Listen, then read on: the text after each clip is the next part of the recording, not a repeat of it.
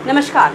एक खास मुलाकात करेंगे हम सभी पार्षदों से, जिसके चलते आज हमारे साथ मौजूद है नरेश नंबरदार उर्फ देव। आपको बता दें, नरेश नंबरदार वो चेहरा जो सबसे युवा चेहरा पार्षदों में माना जाता है। वार्ड की बात करें तो नंबर 1 पार्षद का उन्हें चुनाव में अवार्ड मिला, उनके काम को देखते हुए कि किस तरह उनका काम है। 40 वार्ड में नंबर 1 के जो पद पर है वो रहे, किस तरह उनका काम रहा, किस तरह उनकी कार्यशैली रही, इस पे बात करेंगे। पर सबसे पहले आपको बता दूं, चुनाव में सभी नेता मंत्री आमजन के घर घर तक जाते हैं और सभी की यह बात कि हम आपको मूलभूत सुविधाएं देंगे, पर उन्हीं मूलभूत सुविधाओं के लिए वो स्थानीय निवासी, वो आम व्यक्ति दर दर की ठोकरें खाता है, कभी ज्ञापन देता है तो कभी धरना प्रदर्शन करता है। उन्हीं चीज़ों पे कुछ खट्टे मीठे बातों और इनकी जीवन शैली पे ज़रूर बात करेंगे और जानेंगे कि कैसा है इनका राजनीतिक सफ़र और कहाँ से शुरुआत करें। सर, बहुत बहुत स्वागत है आपके A to Z में। बहुत बहुत धन्यवाद मैडम। सर, एक पढ़ा लिखा पार्षद और मंत्री होना बहुत ज़रूरी है, क्योंकि लोगों की समस्याओं को पढ़े लिखे होने के जरिए ज़्यादा लोग समझ सकते हैं। तो आपकी एजुकेशन की बात करें तो कितनी पढ़ाई करी है सर आपने? देखिए मैडम, मैंने B.Com + MBA की है। ये मेरी एजुकेशन है और बतौर पार्षद में 5 साल आपने देखा ही हूँ। बतौर पार्षद मैंने 5 साल जनता के बीच में किस तरह से गुजारे हैं, किस तरह से काम किया है जी, वो आपके सामने है जी। 2017 का वो समय सर, जब आप पहली बार ही MCF के चुनाव लड़े और विजय की गद्दी लेकर, विजय की जो ताज पहनकर अपने लोगों के बीच में आए, जो सोच लेकर, जो विचार लेकर अपने लोगों के बीच में उतरे, क्या उन चीज़ों पे खरे उतरे आप? देखिए, राजनीतिक कैरियर जो है मेरा पिछले 5-6 साल का ही है। बहुत पहले से मैं कोई पॉलिटिशियन परिवार से नहीं हूँ, ना ही मेरे को पॉलिटिकल बैकग्राउंड है। मैं तो जो है 2015 में ही मैं जो है बीजेपी ज्वाइन करी मैंने, और लगभग 16-17 में हमारे चुनाव हुए। चुनाव में मैं जो है आप लोगों के आशीर्वाद से, जो हमारी मेरी देवतुल्य जनता है, उसके आशीर्वाद से मुझे जो है पार्षद चुना गया। और पार्षद बनने के बाद माननीय विपुल गोयल जी उद्योग मंत्री थे उस समय, उनके सानिध्य में मैंने जो विकास की बात करें तो पूरे क्षेत्र के अंदर विकास कार्य किए। लेकिन देखिए, जब कोई पार्षद बनता है तो ऐसा नहीं है कि पूरा, क्योंकि वार्ड जो बहुत बड़ा वार्ड था मेरा उस समय, बहुत ज़्यादा एरिया उसमें था। तो जहाँ तक मैक्सिमम जहाँ पॉपुलेशन थी, जहाँ मैक्सिमम जहाँ ज़रूरत थी, वहाँ हमने डेवलपमेंट की और बेहतर डेवलपमेंट की। और डेवलपमेंट, अब देखिए, जब मैं पार्षद नहीं था उससे पहले नहर पार एक सिंगल रोड ही पक्की नहीं थी। आज आप जाके देखें 95% रोड लगभग पक्की है। तो सीवर की बात करें, सीवर लाइन डालने का काम किया, पानी लाइन डालने का काम किया, इंटरलॉकिंग टाइल के रोड बनाने का काम किया, हमारे 35 फुट 45 फुट कच्चा खेड़ी रोड ये RMC बनाने का काम किया, और अब जो मैन खेड़ी रोड है उस पर हमारा काम चल रहा है।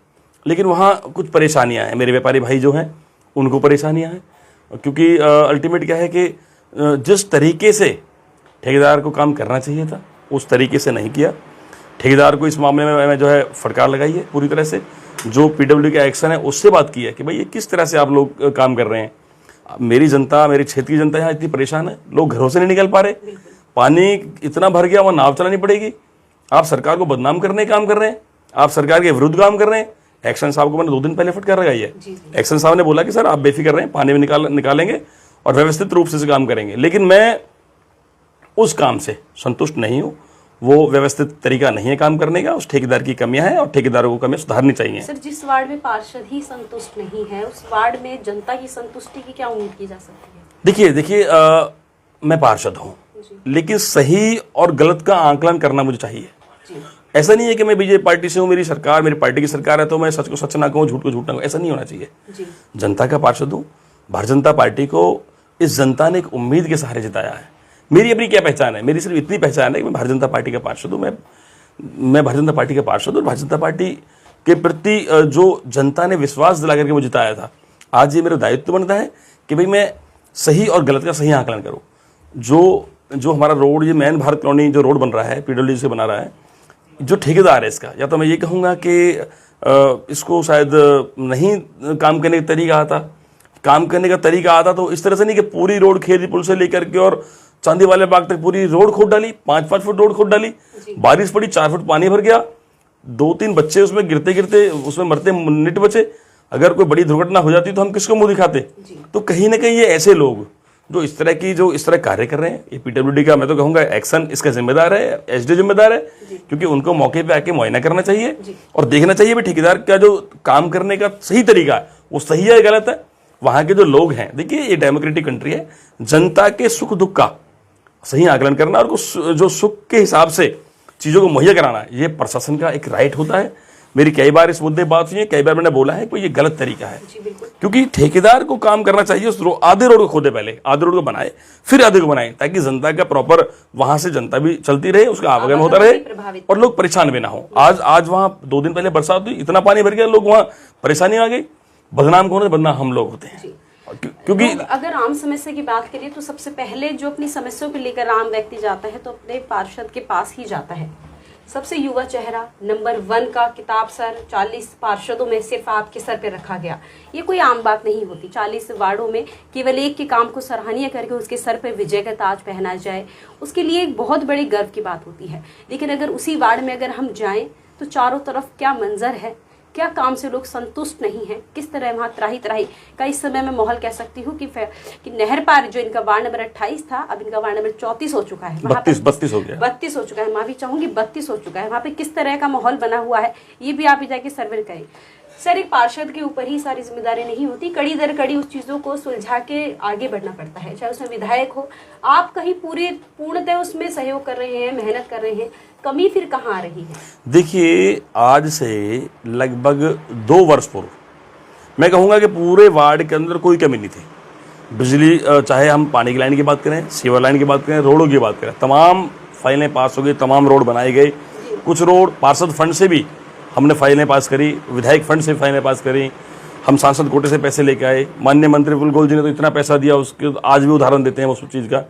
तो अथाह हम लोगों ने काम किया। लेकिन पिछले कुछ समय से चीज़ें बड़ी ख़राब चल रही हैं, क्योंकि मेरा ऐसा मानना है कि देखिए, जब कोई विधायक बनता है या कोई मंत्री बनता है तो उसके आसपास कुछ लोग ऐसे उसको घेर लेते हैं, उस प्रतिष्ठित व्यक्ति को, कि वो जो भ्रमित पैदा कर देते हैं, भ्रम पैदा कर देते हैं, उन्हें उन तक सच्चाई आने नहीं देते।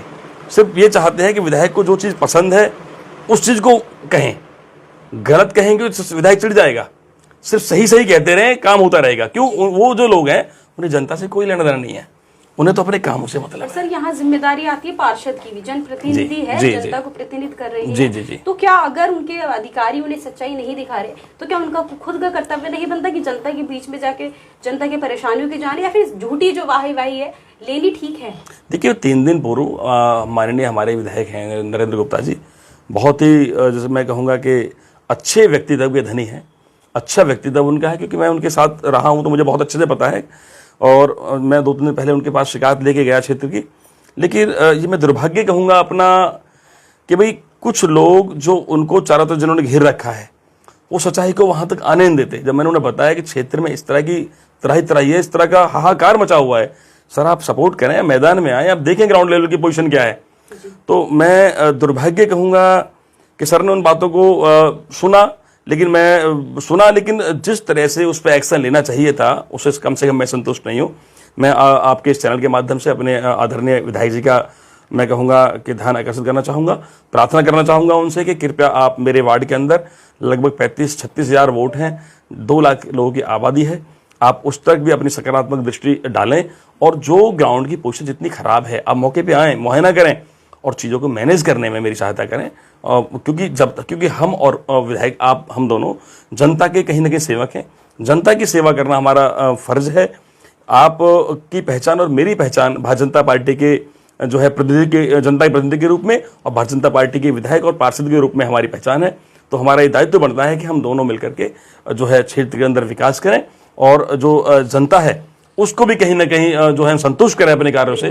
तभी जाकर के देखिए, जनता सर्वोपरि हमारा काम क्या है, सर्वोपरि काम हमारा जनता को संतुष्ट करना है, जनता का कार्य करना है। जनता का क्वेश्चन आता है तो वहाँ अभी कुछ वहाँ छोटे छोटे कर्मचारी ऐसे बिठा रखे हैं, मैंने कई बार कह चुका हूँ सर इनको हटाएं, काम नहीं करते। तो भाई हमारा तो उद्देश्य काम जनता का काम करना है, जो जनता का काम नहीं करेगा उसे कहीं और भेजो। बिल्कुल बिल्कुल, इस और ध्यान नहीं है। तो ये सब चीजें कहीं ना कहीं कल माननीय मुख्यमंत्री जी आए तो उन्होंने कहा कि जो प्यासा है कुएं के पास आता है, कुआं प्यासे के पास नहीं जाता। जी। पर भारतीय जनता पार्टी कैसी पार्टी बनेगी कुएं के रूप में कि वो खुद प्यासे के पास जाएगी, प्यासे को कुएं के पास चल के नहीं आना पड़ेगा। अपनी समस्याओं को लेकर आप खुद उनके पास गए, वहां उनका जो है निदान नहीं किया गया, तो उसमें उम्मीद किस चीज से कर सकते हैं? देखिए बहुत बड़े दावे विकास कार्यों की और तमाम चीजों के मुख्यमंत्री दावे करके गए, जैसे कि आपने बताया कि उस चीज पे पूर्णतः संज्ञान नहीं लिया गया, कहे तो अनसुनी उस बात को कर दी गई। तो क्या सर जो जनता इतनी बड़ी वोट देती है इतनी भारी संख्या में, क्या उम्मीद कर सकते हैं? देखिए इसमें क्योंकि आपके ऊपर जब जाते हैं, आप जनता के बीच जाते हैं, तो जनता किस तरह आक्रोश होकर आपके ऊपर पड़ती है, तो उन चीजों को भी आप जनता को बताएं कि पीछे आपको क्या समस्या देखनी पड़ती है। देखिए इसमें क्या है, कुछ ऐसे छोट भैया लोग हैं जी, जो अपना आपको नेता समझते हैं, माननीय विधायक जी के आसपास मंडराते रहते हैं और उनको कहीं ना कहीं वाह लूटते रहते हैं। काम चल रहा है, फोटो खींचा डाल दिया, विधायक की वाह कर दी, विधायक जी खुश। उन्हें विधायक जी को मैं विधायक जी का ध्यान आकर्षित करना चाहूंगा कि आदरणीय विधायक जी, आप जो है ग्राउंड लेवल पे आप देखें, ग्राउंड लेवल पर अपनी नजरें डालें, क्योंकि ये जो चापलूस टाइप के लोग हैं ये खराब कर देंगे आपको, ये मुझे भी खराब कर देंगे। हम दोनों की नैतिक जिम्मेदारी बनती है कि हम जमीन स्तर पर जाएं और जमीन स्तर से चीजों का आकलन करके लोगों को सुख सुविधाएं दें। क्योंकि मुझे पता है सिर्फ फोटो की राजनीति करना, फोटो डाल देना कि भाई लाइट लगा दी, ये टाइल काम चल रहा है, ये वो काम चल रहा है, ये सुपर सॉकर से रोड साफ करा दिया। अरे भैया, सुपर सॉकर से रोड साफ कराने के लिए कौन से बजट से हम पैसे लाए, कौन से बजट से हमने प्लानिंग करी, इंटरलॉकिंग टाइल के वहां से हम कौन से पैसे ले गए। 35 फुट रोड पे लगभग 1 करोड़ के आसपास की जो है वहां इंटरलॉकिंग टाइलों का काम चल रहा है, जो पार्षद फंड से मैंने पास कराई, फाइल मैंने पास कराई। वहां माननीय हमारे सांसद साहब, माननीय हमारे विधायक नंद गुप्ता जी ने विद्युत उद्घाटन करा, उसका काम किया। लेकिन इस तरह वो काम हमने किया, आज काम चल रहा है, जो अच्छा काम उसकी प्रशंसा करनी चाहिए। और उसके बाद चाहे अभी कल परसों हमारी एक अपनी इंदिरा कॉम्प्लेक्स है, उसके 10 लाख रुपए की लागत से एक रोड मैंने पास कराया, उसका माननीय विधायक जी के माध्यम से हमने उद्घाटन करवा दिया है, उस पर भी काम स्टार्ट है। ऐसे कितने ही सारे रोड हमने बनवाए, कितने। लेकिन जितना कार्य हमने इन 5 सालों में जनता के लिए किया, एक ये भारत कॉलोनी का जो मुख्य रोड है, हालांकि मैं जानता हूं जिस दिन बन जाएगा जनता बहुत खुश होगी, लेकिन जो काम करने की जो प्रॉपर जो तरीका है वो ठीक नहीं है। माननीय विधायक जी से मैं आग्रह करूंगा कि बीएनआर वालों को, पीडब्ल्यू वालों को, लोगों को, जो अधिकारी उनको बुलाएं, उनको समझाएं कि भाई आप क्या कर रहे हैं, आप ऐसा ये काम आपको शोभा नहीं देता, ये गलत तरीके से काम हो रहा है। आप जनता को भी कहीं ना कहीं एक प्रॉपर रास्ता दें कि जहां से वो निकल सकें। बच्चे स्कूल जाते हैं, वो ड्यूटी जाते हैं। आज मुझे सीवर लाइन कई गलियों, हनुमान नगर की कई गलियों में ब्लॉक पड़ी थी, मुझे वहां टैंकर भेजना था, मशीन भेजनी थी, लेकिन वहां रास्ता खुदा पड़ा, कैसे भेजूं? लोगों के घरों में पानी है, लोगों ने वीडियो भेजी है मुझे कि सर मेरे घर के अंदर पानी है।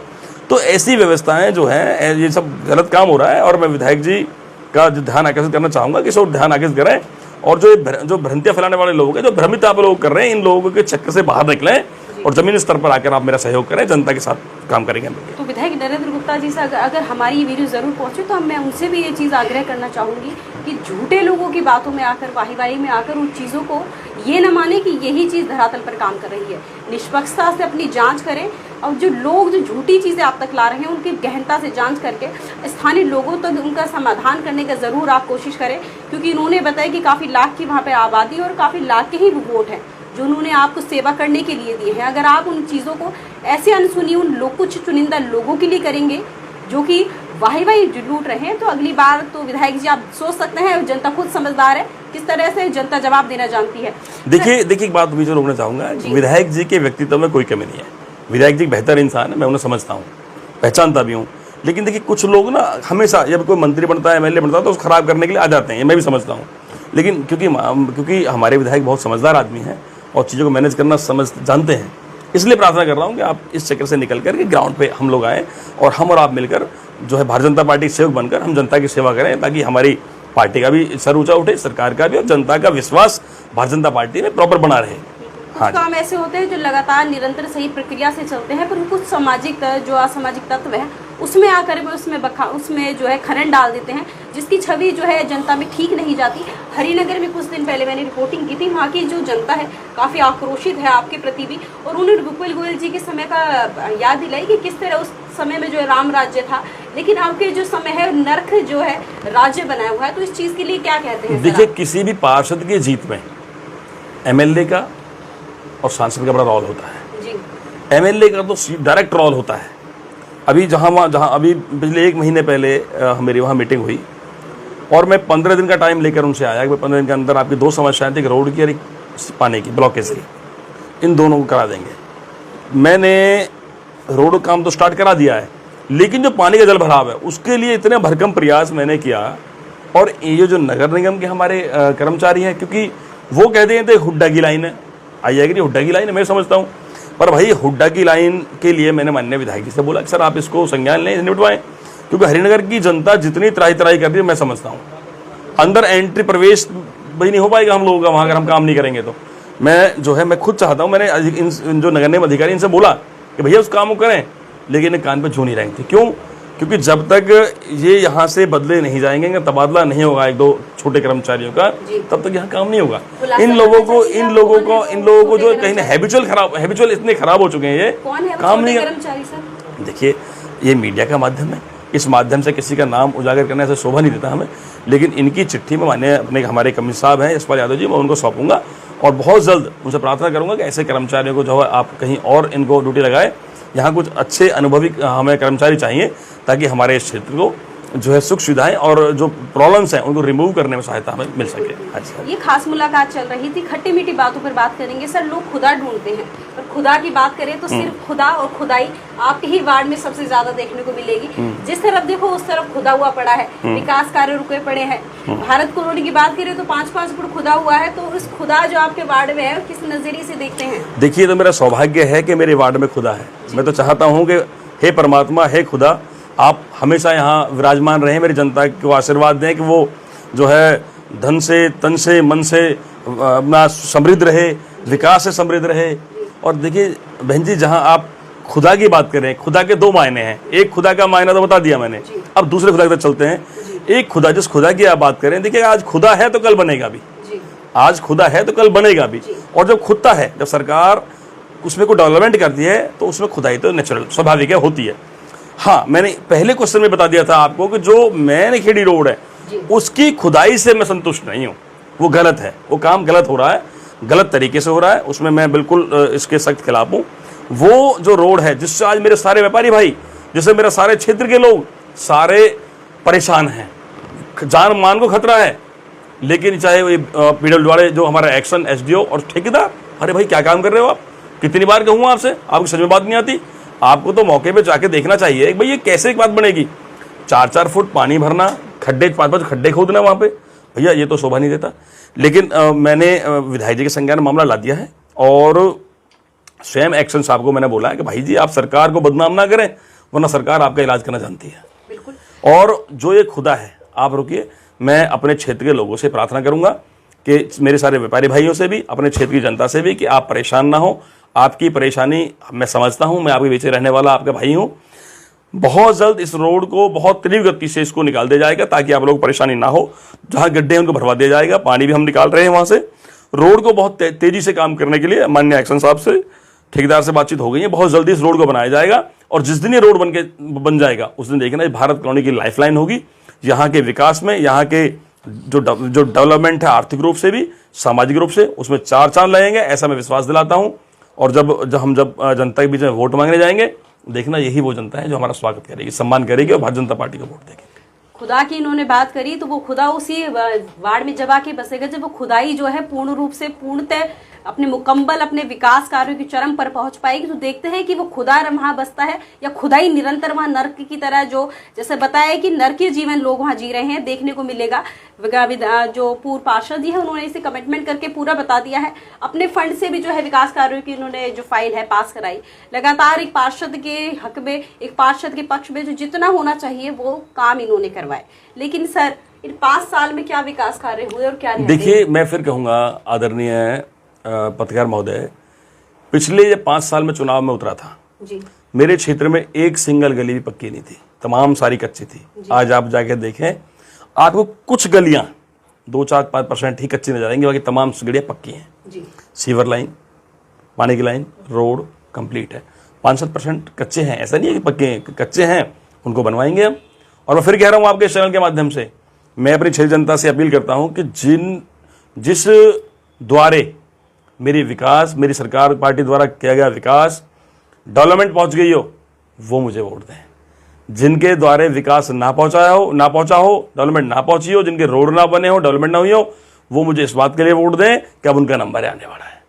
तो आप चिंता ना करें, पूरे क्षेत्र के अंदर 40-45 वार्ड हो गए, 45 वार्डों में अगली योजना में नरेश नंबरदार का वार्ड नंबर 1 वार्ड हो गए। मैं आपको बताता हूँ। चलिए, नंबर 1 पार्षद के साथ नंबर 1 वार्ड का भी जो खिताब करने के उन्होंने दावा दे दिया। नरेश जी, 40 से 45 वार्ड हो चुके हैं, जिम्मेदारियां जिले में है, पार्षदों की बढ़ गई है, तो क्या लगता है कि जो नगर निगम ने जो गांव जो अपनी गोद लिए हैं, अपने अंडर लिए हैं, अब क्या लगता है उनकी सूरत सुधरेगी? देखिए, कुछ लोगों का कहना है कि गांव बन के ही ज्यादा ठीक। देखिए, ऐसा है, वो जो नगर निगम का अपने क्राइटेरिया है, समय समय पर नगर निगम का विस्तार स्वाभाविक है, होता है जी। और उसी श्रेणी में कहीं ना कहीं विस्तार हुआ है, तो कोई बड़ी बात नहीं है। आज 24 गांव है, कल को 50 गांव और भी हो सकते हैं। ये तो शहर का जब विस्तार होता है, नगर निगम विस्तार होता है, डेफिनेटली गांवों को, कस्बों को आना होता है, तो उसी विधि आए हैं। और ये भी अच्छी बात है, जब नगर निगम के अंदर कोई क्षेत्र आता है, शहरीकरण होता है, डेवलपमेंट होते हैं, विकास होते हैं, तो ये इसका फायदा तो सारे क्षेत्र को, शहर को मिलता ही है। और जहाँ तक विकास की बात है कि भारतीय जनता पार्टी ने तो चाहे शहर हो, कस्बा हो, कॉलोनी हो, हर जगह विकास किया। बात मैं अपने वार्ड की नहीं करता, पूरे 40 के 40 वार्ड पहले थे, 40 वार्डों में समग्र विकास हुआ है। भारतीय जनता पार्टी ने कहीं ऐसा कोई काम नहीं किया, हर तरह दलितों के लिए, शोषितों के लिए, वंचितों के लिए, और चाहे वो किसी भी समाज का है, हर समाज के लिए, छत्तीस बिरादरियों के लिए उन्होंने विकास कार्य किए, खूब विकास हुआ है। अब अगली जो हमारी मेरे वार्ड की योजना है, अगली योजना में एक डिस्पेंसरी विद डिलीवरी हट। हालांकि मैं आपसे कहना चाहूँगा, ये पिछले जो मेरे मैनिफेस्टो था उसमें था, लेकिन क्योंकि मैं उसे नहीं पूरा कर पाया, सिर्फ प्रार्थी हूँ, लेकिन इस बार एक डिस्पेंसरी विद डिलीवरी हट उसमें हम बनवाएंगे भारत कॉलोनी के अंदर। एक मान्य जो है, एक हम स्कूल का भी वहाँ एक प्रावधान करेंगे कि देखिए, स्कूल बनाना कोई ऐसा कोई स्वाभाविक सी बात नहीं है, एक पार्षद लेवल की बात नहीं है।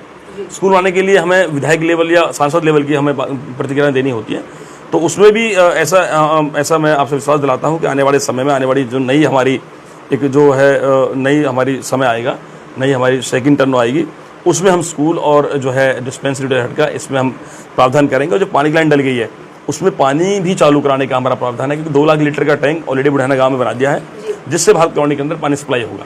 तो इस तरह की प्लानिंग्स, इस तरह की चीज़ें। और देखिए, जब कोई पार्षद बनता है, शुरू में ही पार्षद बना, चीज़ों को समझने में, सीखने में, चीज़ों को इम्प्लीमेंट करने में समय लगता है। आज तो ये मान के चलें कि मुझे फर्स्ट डे से बैटिंग करनी आ गई है कि मुझे कौन सा काम कहाँ से करना है, कहाँ से फंडिंग करनी है, कहाँ से कौन सा काम बढ़ाना है, कहाँ से कौन से गणियों के लिए कौन सा फंड आना है, किस प्रॉब्लम कैसे रिमूव करना है, कैसे फाइल प्रोसीडिंग है, एवरीथिंग्स। तो इन सब चीज़ों में कहीं ना आज जो है हमें फ़ायदा भी मिला है। और जनता से प्रार्थना करूँगा हम क्षेत्र से कि भाई आप जो है जब चुनाव आए तो सही व्यक्ति को चुनाव करें। आपको लगना चाहिए आप जातिवाद से दूर हटके, आप रिश्तेदारी दूर हटके, भेदभाव से दूर हटके आप ऐसे व्यक्ति का चुनाव करें जो आपके सुख दुख में साथ खड़ा रहे, जो भले का काम करे, जिसने विकास किया हो। और आप, मैं कहता हूँ, जब रात को सोते समय अपने दिल पर हाथ रख के कहना कि जब नंबरदार पार्षद बना था उससे पहले क्षेत्र क्या था और आज क्षेत्र क्या है। अगर आपको फर्क नजर आए तो नरेश नंबरदार को पुनः आशीर्वाद देना जी। बिल्कुल, जैसे कि आपको बता दें कि नगर निगम चुनाव है, उनका ऐलाने जो जंग है शुरू हो चुका है। इस जंग में कौन जो योद्धा खड़ा रहेगा और कौन परास्त होगा? सर, टिकट की बात करें तो काफी असमंजस जो है लोगों के क्षेत्र के जो व्यक्ति हैं उनके दिमाग में बसा हुआ है। तो क्या आपको लगता है कि टिकट की इससे बार आपसे उम्मीद क्या की जा सकती है? देखिए, टिकट का काम मेरा नहीं है जी। टिकट का काम हमारे शीर्ष नेतृत्व का है जी। जिसको टिकट देंगे वो चुनाव लड़ेगा जी। मुझे टिकट देंगे मैं चुनाव लड़ूंगा, किसी भाई और को टिकट मिलेंगे वो चुनाव लड़ेगा। ये काम हमारे शीर्ष नेतृत्व का है। हमारा काम तो भारतीय जनता पार्टी की रीति नीतियों को जमीन पर लाना, और जो हमारा अंतिम छोर पर व्यक्ति जो बैठा है वो कैसे लाभान्वित हो, कैसे वहां तक लाभ पहुंचे, ये सोचना हमारा काम है। ऊपर की जितनी योजनाएं हैं उसका लाभ हमारे अंतिम छोर व्यक्ति को मिलना चाहिए, ऐसी हमारी प्लानिंग है। क्योंकि हमारे माननीय जिला अध्यक्ष आदरणीय श्री गोपाल शर्मा जी ने, हमारे सांसद साहब ने, हमारे मंत्री जी ने, एमएलए साहब ने मुझ में विश्वास जता करके मुझे जो है अनुसूचित जाति मोर्चे का भारतीय जनता पार्टी जिला अध्यक्ष नियुक्त किया है। और मेरा ये फर्ज बनता है कि मैं अनुसूचित जाति के लोगों के भले के लिए जितनी योजनाएं चल रही हैं उसको उस व्यक्ति तक लेके जाऊं जो अंतिम छोर पर इनसे वंचित बैठा है, शोषित बैठा है। अनुसूचित जाति की बात करें, जिलाध्यक्ष आप बने हुए हैं, काफी भारी मात्रा में संगठन जोड़ने का आपने काम किया और काफी बढ़ चढ़कर इनके प्रोग्राम भी रहे, संगठन में काफी अच्छा काम भी देखने को मिला। तो उससे क्या उम्मीदें करते हैं, क्योंकि अनुसूचित जाति आपके वार्ड में भी काफी है, तो क्या उम्मीद? देखिए आज अनुसूचित जाति समाज जाग चुका है जी। उसे पता है कि भारतीय जनता पार्टी के हितों के साथ ही हमारा हित है जी। और एक एक व्यक्ति को पूरे फरीदाबाद से हमने, क्योंकि फरीदाबाद तक मेरा दायित्व बनता है, जिम्मेदारी है, एक एक कोने कोने तक जाके, गांव गांव जाकर हमने लोगों को समझाने का कार्य किया, लोगों को भारतीय जनता पार्टी की रीति नीति से अवगत कराने का कार्य किया। मेरे पूरे जिले भर की टीम, पूरे जिले की टीम समय समय कार्य करती रहती है, पूरे जिलों में, पूरे गाँव में, कस्बों में, कॉलोनियों में, सेक्टरों में डोल करके घूम कर ये प्रयास करती है कि भारतीय जनता पार्टी की रीति नीति से को वंचित ना रहे, योजनाओं से को वंचित ना रहे। और आज दलित समाज पढ़ लिख कर अपने जो है पैरों पर खड़ा हो चुका है और आज समझ चुका है कि भारतीय जनता पार्टी के साथ ही हमारे हित हैं और भारतीय जनता पार्टी के साथ ही हमारा भविष्य है। तो इसमें कोई संदेह नहीं है, आज दलित समाज भारतीय जनता पार्टी के साथ खड़ा है। चलिए, ये थे नरेश नंबरदार, जिनका वार्ड नंबर 28 बदलकर वार्ड नंबर 34 हो चुका है, 32 हो गया, 32 हो चुका है, माफी चाहूंगी, 32 हो चुका है। किस तरह आगे से इन्होंने काम करेंगे, क्योंकि अनुसूचित जाति के जिला अध्यक्ष भी हैं, नंबर 1 वार्ड का जो है पार्षदों ने किताब भी जीता, और किस तरह आगे इन्होंने पहली बार चुनाव लड़के सिक्सर में जो है चुनाव में जो विजय की जो ताज है अपने सर पे रखा। आगामी नगर निगम चुनाव में क्या जनता इनसे उम्मीद करती है और किस तरह जनता को देख पाते हैं, क्योंकि विधायक नेता तो चुनावी समय में जो है जनता के दरवाजों पे जाकर उनसे चीज़ की बोलते हैं कि ये जो सुविधाएं आपको देंगे। सर, क्या कहना चाहेंगे आखिर में आप? देखिए, सबसे पहले तो मैं कहना चाहूँगा, अपने क्षेत्रीय जनता से अपील करना चाहूँगा कि आप स्वयं देखिए, लोगों के बहकाव में ना आए, लोगों के भड़काई में ना आए। सभी तरह के लोग होते हैं, राजनीति सभी को, ये सब अपने भाई हैं, राजनीति है ये, इसमें सभी तरह के लोग आते हैं, सभी तरह की बातें करते हैं। लेकिन आपको अपने मस्तिष्क का प्रयोग करना है, सोचना और समझना ठंडे दिल से। आपको ये लगे कि नरेश नंबरदार को मौका मिलना चाहिए, नरेश नंबरदार ने इन 5 साल के अंदर विकास कार्य किए हैं, देन मुझे दोबारा आशीर्वाद देना। अगर आपको 1% भी नजर आए कि इसने कोई काम नहीं किया, हमारी इसकी विचारधारा खराब है, ये काम करने के योग्य नहीं है, तो आप भले ही मुझे आशीर्वाद मत देना, आप उस अच्छे व्यक्ति को आशीर्वाद देना जो व्यक्ति आपकी उम्मीदों का सहारा बन सके, आप खड़ा हो सके। लेकिन मुझे ये पता है कि आप जब रात को सोओगे और अपने सीने पर हाथ रख के ये सोचोगे दिल पे कि भैया 5 साल पहले ये क्षेत्र क्या था और आज ये क्षेत्र क्या है, तो मुझे ये विश्वास है कि आपके दिल से ये दुआ निकलेगी कि हमारा ये बेटा है, हमारा ये भाई नरेश नंबरदार, इसने कार्य किया है और आगे भी एक मौका इसको मिलना चाहिए। सिर्फ एक मौका मांग रहा हूँ, अगले मौके में 40 के 45 वार्डों में नंबर 1 वार्ड मेरा होगा, ऐसा मैं आपको विश्वास दिलाता हूँ। चलिए, दावा इन्होंने कर दिया है। खास मुलाकात जो कार्यक्रम हमारा चल रहा है, सभी पूर्व पार्षद और उम्मीदवारों से आपको रूबरू कराएंगे और दिखाएंगे कि क्या रणनीति लेकर वो इस ऐलानी जंग जो हो चुका है इसमें उतरेंगे। बने रहिए मेरे साथ इस खास कार्यक्रम में। नमस्कार।